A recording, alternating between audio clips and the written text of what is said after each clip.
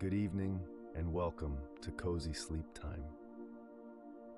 Before we begin tonight's story, take a quiet moment to settle in and get comfortable. Find a position where your body can fully relax, whether you're lying in bed, resting on a couch, or simply unwinding after a long day. Allow your shoulders to soften. Let your breathing slow down just a little. There is nowhere else you need to be and nothing else you need to do. Here on Cozy Sleep Time, we explore calm and gentle topics, stories designed to help the mind slow down and drift peacefully toward rest. Each story moves slowly, gently, allowing your thoughts to wander and your body to relax more and more. Our story tonight is about tides and the moon.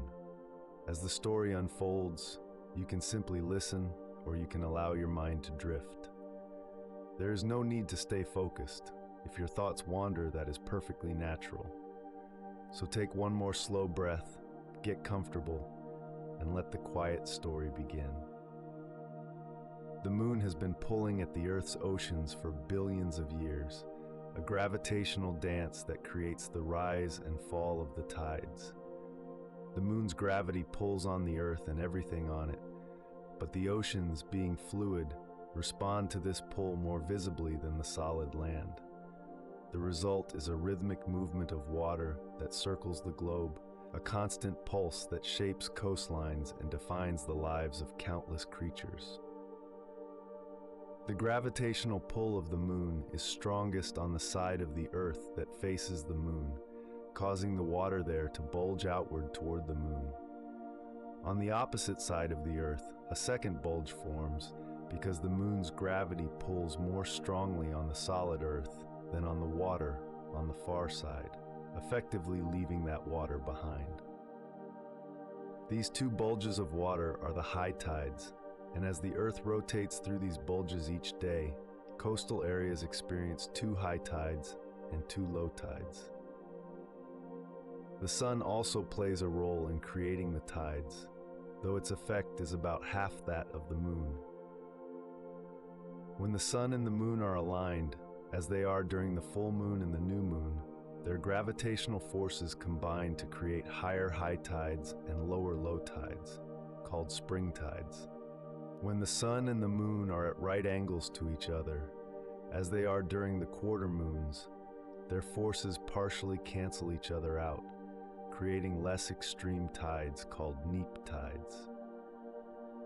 The timing of the tides is determined by the position of the moon in its orbit around the Earth.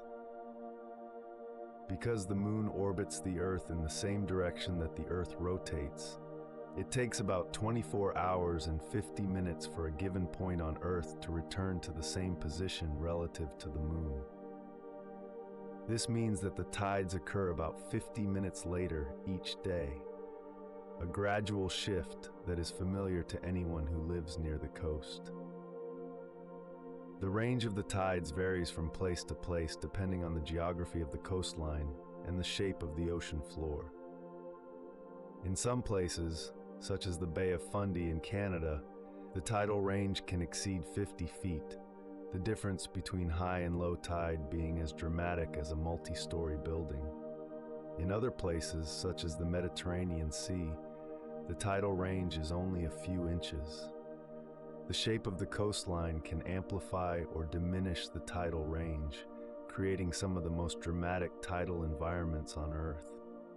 The movement of water during the tides is a force of immense power. Twice each day, billions of tons of water flow in and out of coastal areas, moving with a force that is difficult to comprehend.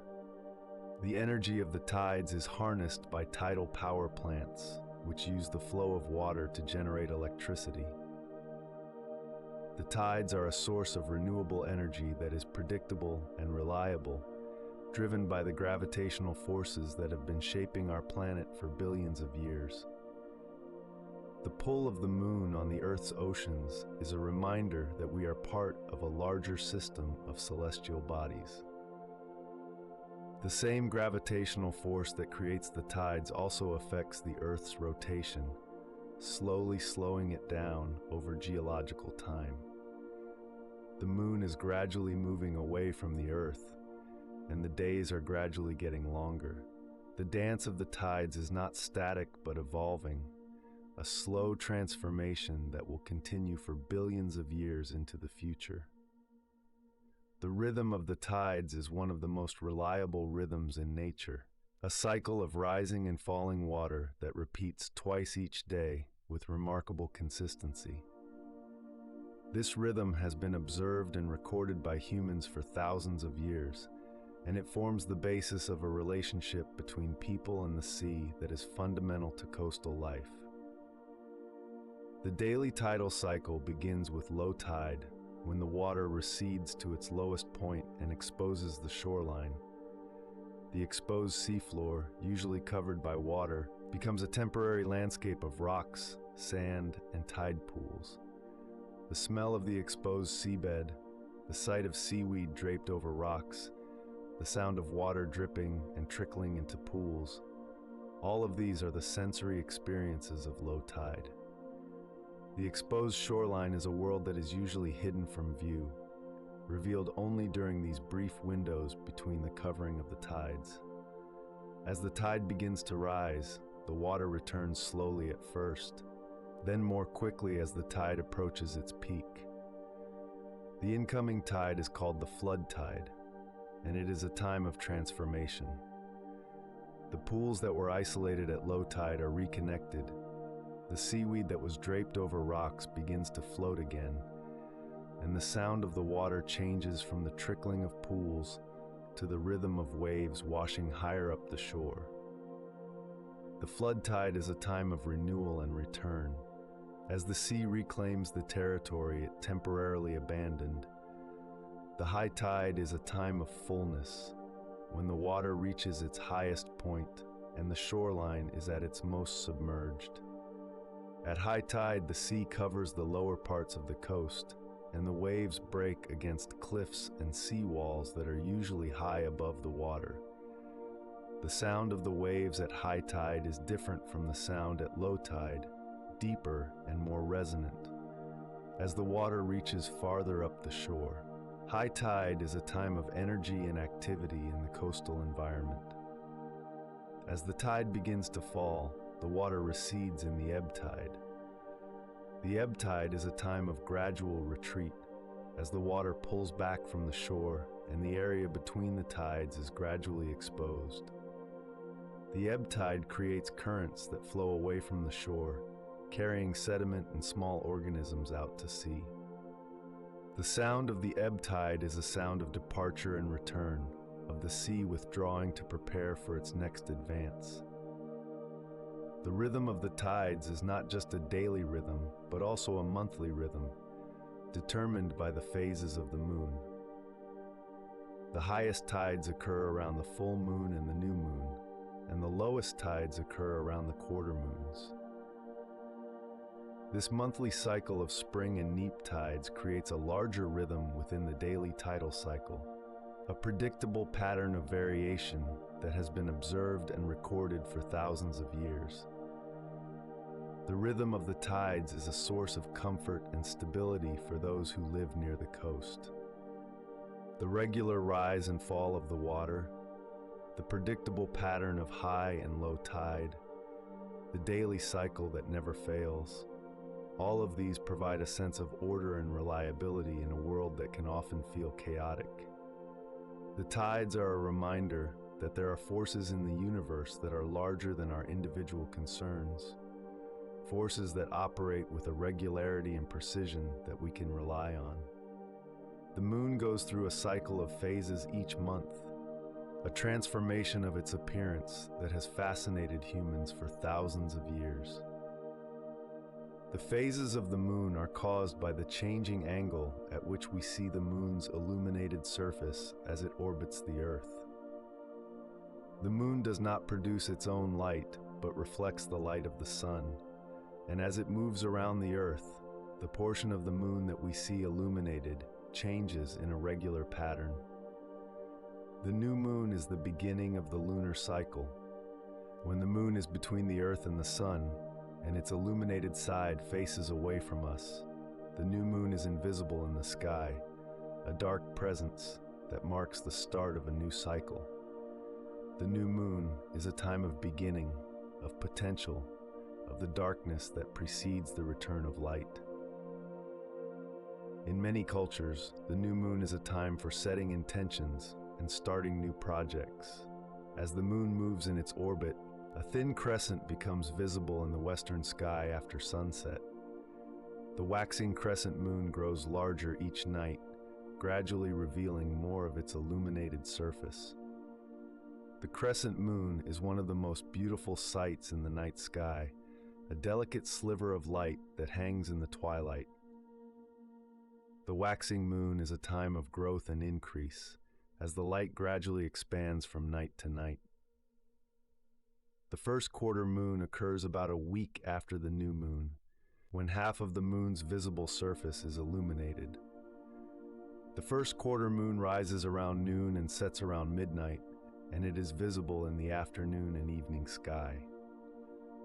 The first quarter moon is a time of decision and action, when the intentions set at the new moon begin to take shape. The full moon is the most dramatic phase of the lunar cycle, when the entire face of the moon is illuminated by the sun. The full moon rises at sunset and sets at sunrise, and it is visible throughout the night. The light of the full moon is bright enough to cast shadows, and a landscape lit by the full moon has a silver quality that is both beautiful and mysterious. The full moon has been associated with heightened emotions, increased activity, and a sense of magic and mystery. The waning moon is the period after the full moon, when the illuminated portion of the moon gradually decreases. The waning gibbous moon, the last quarter moon, and the waning crescent moon follow in sequence, as the light slowly fades and the moon returns to the darkness of the new moon. The waning moon is a time of release and letting go, of completing cycles and preparing for new beginnings. The cycle of the moon's phases is a rhythm that connects us to the larger cycles of the universe. The moon completes its cycle in about 29.5 days, a period that corresponds roughly to the length of the menstrual cycle, the duration of a month, and the interval between many natural events. The lunar cycle is one of the fundamental rhythms of life on Earth, and it has been observed and honored by human cultures around the world for tens of thousands of years. When the tide goes out, it leaves behind a world that is usually hidden beneath the waves. The tide pool is a temporary ocean in miniature, a pocket of seawater trapped among the rocks that becomes a window into the life of the sea. Exploring tide pools is one of the most rewarding activities that the shoreline has to offer, a chance to observe marine life up close in its natural environment. The tide pool is a harsh and demanding environment for the creatures that live there. The water in a tide pool can heat up or cool down rapidly. Its salinity can change dramatically when rain falls or when the sun evaporates water, and the oxygen levels can fluctuate as the plants and animals in the pool consume and produce gases. The creatures that live in tide pools are adapted to these extreme conditions, and they have developed remarkable strategies for surviving in this challenging environment. The most common residents of tide pools are the barnacles, small crustaceans that attach themselves permanently to rocks and filter food from the passing water. Barnacles are among the most successful inhabitants of the intertidal zone, able to survive long periods out of water by sealing themselves inside their shells. When the tide returns and covers them, they open their shells and extend feathery appendages called cirri to capture plankton and other particles from the water. Anemones are another common inhabitant of tide pools, their soft bodies and waving tentacles creating a beautiful and mesmerizing display. Sea anemones are related to corals and jellyfish, and they capture prey using stinging cells on their tentacles. In a tide pool, anemones can be found in a variety of colors, from deep green to bright pink to pale white, their tentacles swaying gently in the water like flowers in a breeze. Sea stars, also called starfish, are among the most recognizable creatures of the tide pool.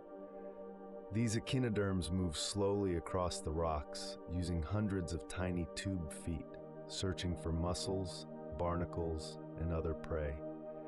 Sea stars have the remarkable ability to regenerate lost arms, and it is not uncommon to find a sea star with one arm that is smaller than the others, evidence of a recent encounter with a predator.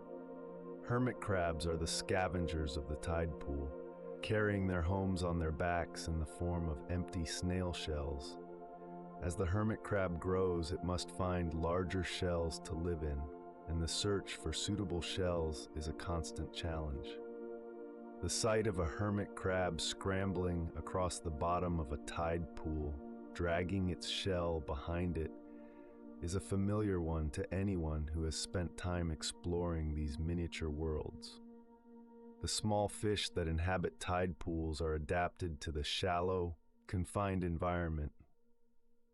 Sculpins, blennies, and gobies are common tide pool fish, their small size and cryptic coloration allowing them to hide among the rocks and seaweed. These fish can survive in water that is warmer and lower in oxygen than the open ocean, and they are quick to take cover when a shadow passes over their pool. Exploring a tide pool is an exercise in patience and observation. The creatures that live there are often well camouflaged, and finding them requires careful looking and a willingness to sit still and wait. The reward for this patience is a glimpse into a world that is usually hidden, a world of beauty and adaptation and survival that has been playing out in these temporary pools for millions of years. The science of tidal forces is a study of gravity and motion, of the way that celestial bodies interact across vast distances of space. The tides are the most visible evidence of these interactions, a daily demonstration of the gravitational forces that shape the universe. Understanding the science of the tides reveals the elegant mathematics that underlies the movement of the oceans. The gravitational force between two objects depends on their masses and the distance between them. The moon is much smaller than the sun, but it is also much closer to the Earth, which is why the moon's gravitational effect on the tides is about twice that of the sun. The gravitational pull of the moon on the Earth is not uniform. It is stronger on the side of the Earth that faces the moon and weaker on the opposite side. This difference in gravitational pull across the Earth is what creates the tidal bulges. The Earth's rotation carries any given point through the two tidal bulges each day, creating two high tides. However, the moon is also moving in its orbit, and the Earth must rotate a little bit more each day to catch up to the moon's new position. This is why the tides occur about 50 minutes later each day, a gradual shift that reflects the combined motion of the Earth's rotation and the moon's orbit. The shape of the ocean basins and coastlines has a major effect on the local tidal range. In the open ocean, the tidal range is only about 2 feet, barely noticeable. But as the tidal bulge approaches the coast, it interacts with the continental shelf, the shape of the coastline, and the depth of the water, all of which can amplify or diminish the tidal range. In some places, the shape of the coastline creates a funneling effect that concentrates the tidal energy and produces very high tides. The sun's contribution to the tides, though smaller than the moon's, is significant and creates the monthly cycle of spring and neap tides. At the full moon and the new moon, the sun, earth, and moon are aligned, and the gravitational forces of the sun and moon combine to create spring tides with higher high tides and lower low tides. At the first quarter and last quarter moons, the sun and moon are at right angles relative to the earth, and their forces partially cancel, creating neap tides with a smaller tidal range. The tides are not just a phenomenon of the oceans. The solid Earth also experiences tides, though they are much smaller than the ocean tides. The Earth's crust rises and falls by about a foot due to the gravitational pull of the moon and sun. These Earth tides are too small to be noticed without sensitive instruments, but they are real and measurable, a reminder that the entire planet responds to the gravitational forces that create the tides. The science of tidal forces extends beyond the Earth-Moon system. All bodies in the universe experience tidal forces when they interact gravitationally. The moons of Jupiter are heated by tidal forces from the giant planet, creating volcanic activity on Io and a subsurface ocean on Europa. The tidal forces between galaxies can distort their shapes and trigger the formation of new stars. The tides are a universal phenomenon, a fundamental consequence of gravity that shapes the evolution of the universe at every scale. The area between the high tide and low tide marks is called the intertidal zone, and it is one of the most challenging environments on Earth. The creatures that live here must be able to survive being submerged in salt water and exposed to air and sun, often within the space of a few hours. The adaptations that allow life to thrive in this demanding environment are among the most remarkable in the natural world. The upper intertidal zone is only covered by water during the highest tides, and it is a harsh environment where only the most resilient organisms can survive. Periwinkle snails and some species of barnacles are among the few creatures that can live in this zone, able to seal themselves inside their shells and wait for the return of the tide. The upper intertidal zone is a place of extremes, where the temperature can vary by tens of degrees and the salinity can change dramatically with each rainfall. The middle intertidal zone is covered and uncovered by the tides twice each day, and it is the most diverse part of the intertidal environment. Mussels, barnacles, and anemones are common here, attached to the rocks and filtering food from the water when the tide is in. When the tide is out, they close themselves up and wait, conserving moisture and energy until the water returns. The middle intertidal zone is also home to crabs, small fish, and a variety of worms and other invertebrates. The lower intertidal zone is exposed only during the lowest tides, and it is the most marine-like part of the intertidal environment. Sea stars, sea urchins, and kelp are common here, along with a variety of other marine organisms that are less tolerant of exposure to air. The lower intertidal zone is a rich and productive environment, supporting a diverse community of life that depends on the regular return of the tide. The animals of the intertidal zone have developed remarkable strategies for surviving the changing conditions. Some, like barnacles and mussels, seal themselves inside their shells to retain moisture. Others, like anemones, retract their tentacles and wait. Some crabs hide under rocks or in crevices, and some fish can survive out of water for short periods by breathing air. Each species has its own strategy for surviving the period of exposure that comes with each low tide. The plants of the intertidal zone are also adapted to the changing conditions. Seaweed and kelp can survive exposure to air, though they dry out and become brittle when the tide is out. The algae that grow on the rocks produce a slimy coating that helps to retain moisture. Some species of seaweed have air bladders that help them float when the tide is in, allowing them to reach the sunlight they need for photosynthesis. The intertidal zone is a dynamic and productive environment that supports a rich web of life. The nutrients that are brought in by the tides, the constant mixing of water, and the availability of both marine and terrestrial resources make the intertidal zone one of the most productive ecosystems on Earth. The creatures that live here are adapted to a life of constant change, and their resilience is a testament to the adaptability of life. The terms spring tide and neap tide describe the two ends of the tidal range, the extremes of high and low that occur in a regular monthly cycle. These tides are not related to the seasons of spring and autumn, but to the concept of the tide springing forth, a reference to the higher water levels that occur when the sun and moon are aligned. Spring tides occur when the sun and the moon are aligned with the earth, which happens during the full moon and the new moon. At these times, the gravitational forces of the sun and moon combine to create a larger tidal bulge, resulting in higher high tides and lower low tides.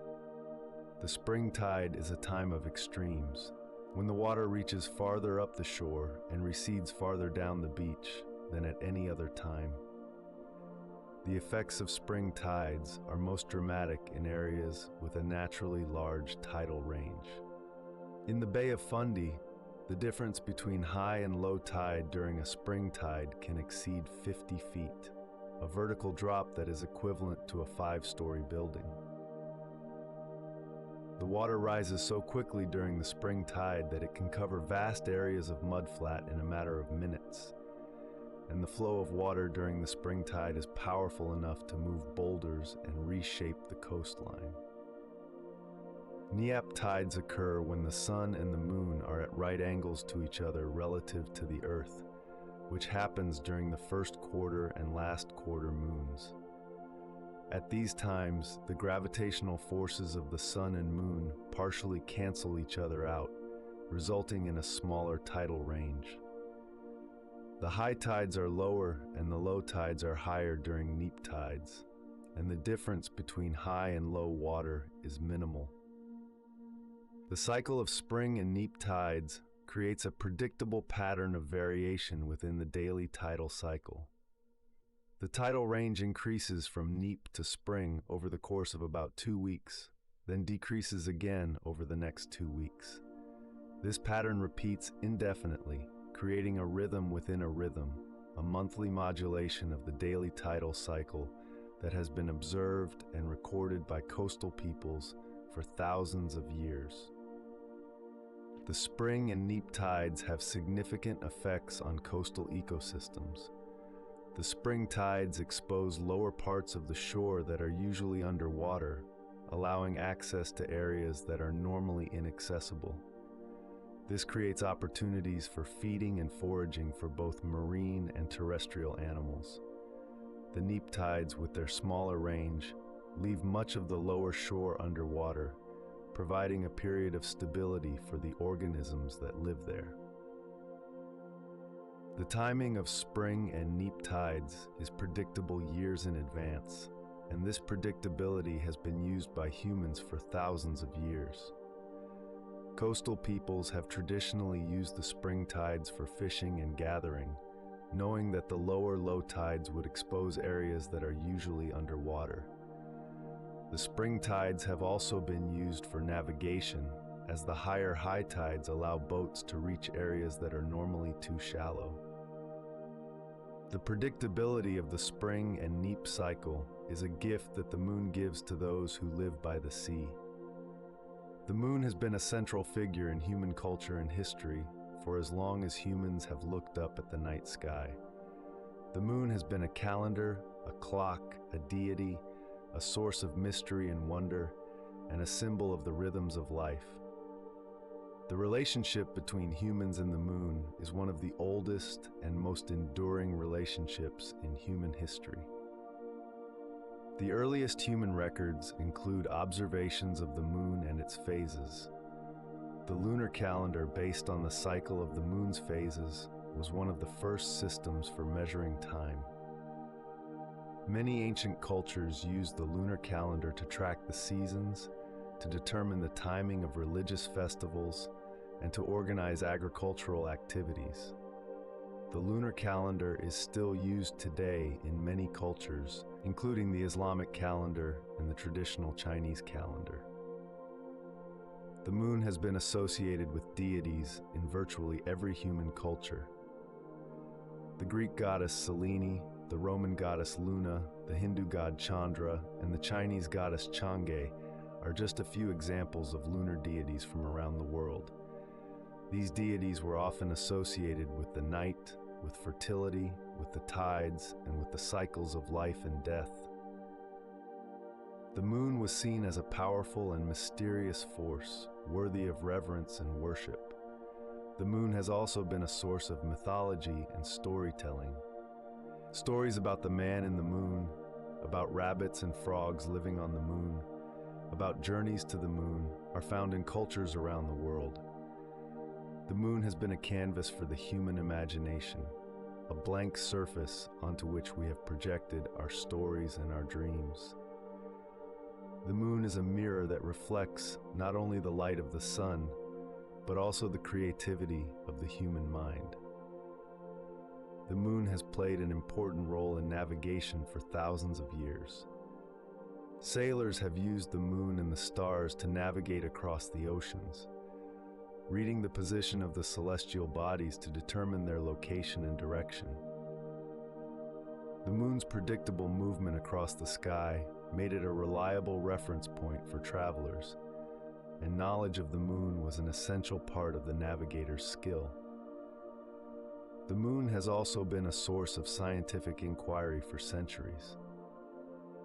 Galileo's observations of the moon through his telescope in the early 17th century revealed that the moon had mountains and craters, challenging the prevailing view that the celestial bodies were perfect spheres.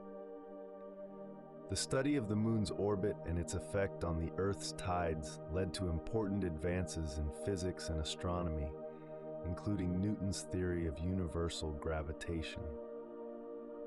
The 20th century brought humanity to the moon itself. The Apollo missions of the 1960s and 1970s landed 12 astronauts on the lunar surface, bringing back samples of moon rock and expanding our understanding of the moon's origin and composition. The first footsteps on the moon in 1969 were a milestone in human history, a moment when we reached beyond our planet and touched another world. The moon, which had been a distant light in the sky for all of human history, became a place that we had visited. The movement of the tides creates some of the most powerful currents and waves in the ocean. The flow of water during the rising and falling tide can be surprisingly strong, especially in narrow channels and around headlands where the water is funneled into a confined space. These tidal currents shape the coastline, transport sediment, and create some of the most dynamic environments in the ocean. Tidal currents are the horizontal movement of water associated with the rise and fall of the tide. During the flood tide, water flows toward the shore, and during the ebb tide, water flows away from the shore. The speed of these currents depends on the tidal range and the shape of the coastline. In some places, such as the narrow channels between islands, tidal currents can reach speeds of 10 knots or more, powerful enough to carry boats and to shape the seafloor. The tidal currents create features on the seafloor that are visible from the surface. Sand waves, which are large ripples on the seafloor, are formed by the movement of tidal currents. These sand waves can be tens of feet high and hundreds of feet long, and they migrate slowly in the direction of the dominant current. The study of sand waves and other bed forms provides information about the strength and direction of tidal currents in different areas. The tidal currents also play an important role in the movement of sediment along the coast. The flow of water during the tides transports sand and gravel along the shoreline, creating beaches and spits and barrier islands. The long-term movement of sediment by tidal currents shapes the coastline over decades and centuries, creating the features that we see today. The coastline is not a static feature, but a dynamic landscape that is constantly being reshaped by the movement of water. The mixing of water by tidal currents is important for the health of coastal ecosystems. The movement of water during the tides brings oxygen and nutrients to coastal areas and removes waste products. The mixing also helps to distribute the larvae of marine organisms, carrying them to new areas where they can settle and grow. The tidal currents are the circulatory system of the coastal ocean, keeping the water moving and the ecosystem healthy. The waves that break on the shore are influenced by the tides. At high tide, waves break higher up the beach and their energy is distributed over a wider area. At low tide, waves break farther out and their energy is concentrated on a narrower part of the beach. The effect of the tides on wave action shapes the profile of the beach and determines where sand is deposited and where it is eroded. The combination of tidal currents and waves creates a dynamic environment that is constantly changing. The beach that you visit at low tide is different from the same beach at high tide, with different areas exposed and submerged, different currents flowing, and different waves breaking. The constant movement of water, sand, and sediment creates a landscape that is never the same from one visit to the next. A reminder that the coast is a place of perpetual change. The relationship between the moon and human sleep is a subject that has fascinated people for centuries. The idea that the full moon can affect sleep is a common belief, and in recent years, scientific studies have provided evidence that there may be some truth to this ancient wisdom. The connection between the moon and sleep is a reminder that we are influenced by the same celestial rhythms that govern the tides. Several scientific studies have found evidence that sleep patterns are affected by the lunar cycle. One study found that around the full moon, people took longer to fall asleep, had reduced sleep quality, and slept for a shorter duration. These effects were observed even when the participants were in a laboratory with no exposure to moonlight, suggesting that the effect is not simply due to the brightness of the full moon, but may be related to some internal biological rhythm. The mechanism by which the moon might affect sleep is not fully understood. One possibility is that the moon's gravitational pull affects the human body in ways similar to its effect on the tides. The human body is about 60% water, and some researchers have suggested that the moon's gravity could affect the movement of fluids in the body. However, the gravitational pull of the moon on the human body is extremely small, and most scientists are skeptical that this is the mechanism.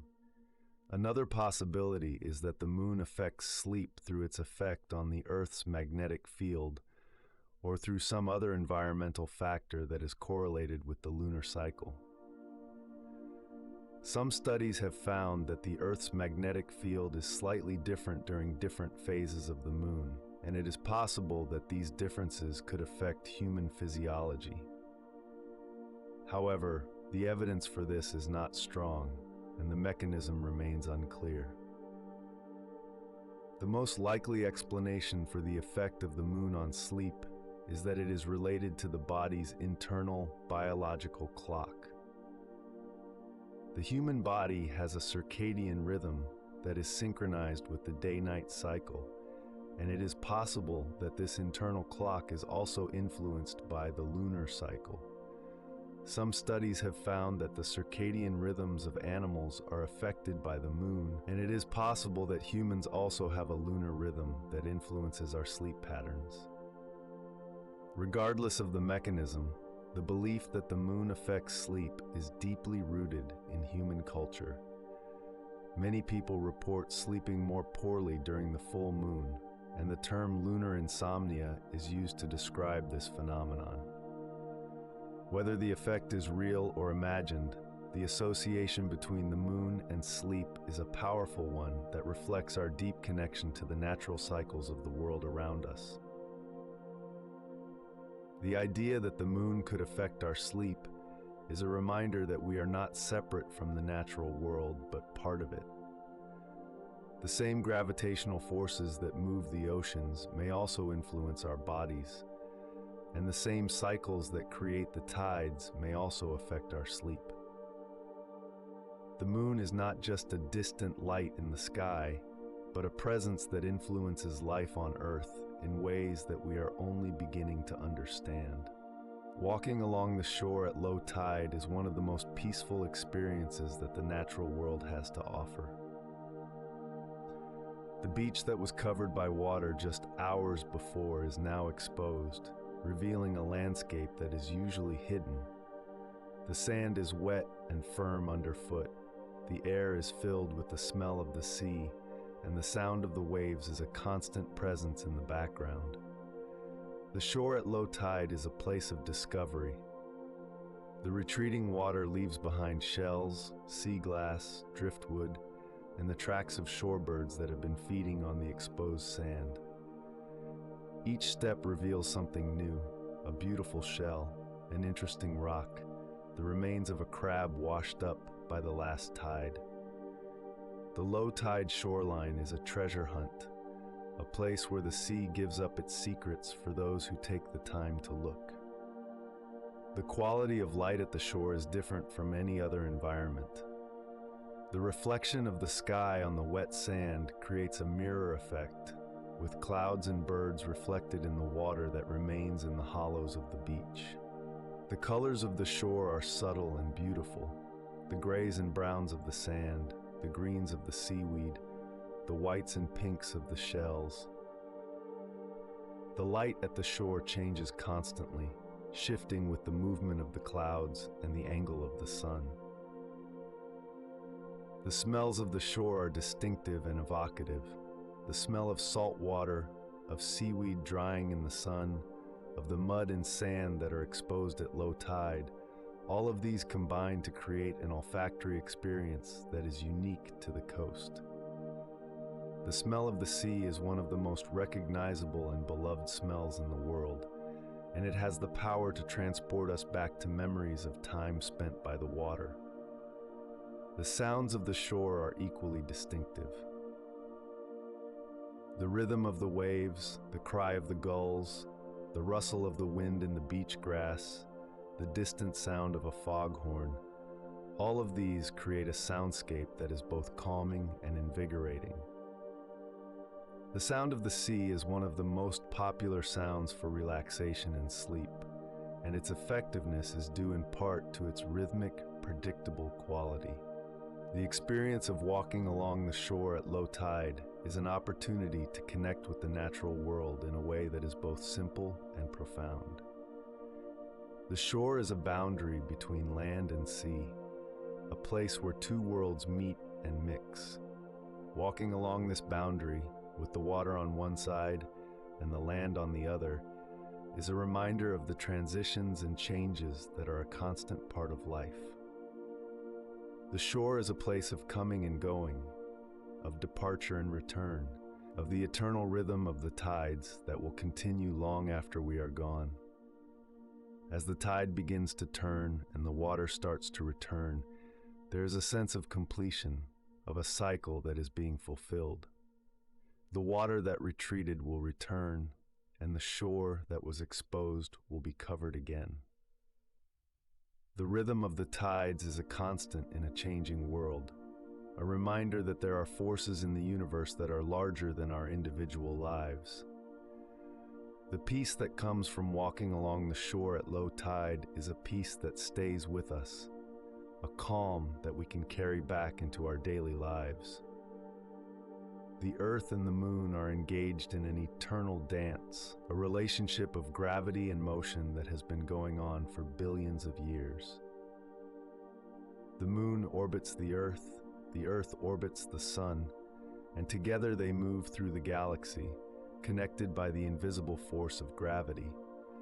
This dance creates the tides, the lunar phases, and the rhythm of the night sky that has been a constant presence throughout human history. The moon was formed about 4.5 billion years ago. shortly after the Earth itself was formed. The leading theory is that a Mars-sized object collided with the young Earth, throwing debris into orbit that eventually coalesced to form the Moon. The Moon was much closer to the Earth in the beginning, and the tides were much more extreme. Over billions of years, the Moon has gradually moved away from the Earth, and the Earth's rotation has gradually slowed. The Moon continues to move away from the Earth at a rate of about 1.5 inches per year. This gradual separation is caused by the tidal interaction between the Earth and the Moon, which transfers energy from the Earth's rotation to the Moon's orbit. As the Moon moves away, the Earth's rotation slows and the days become longer.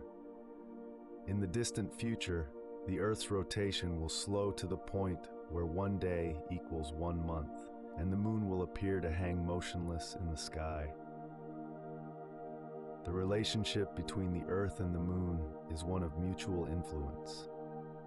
The Moon creates the tides on Earth, but the Earth also creates tides on the Moon. The Earth's gravity has caused the Moon to become tidally locked, meaning that the same side of the Moon always faces the Earth.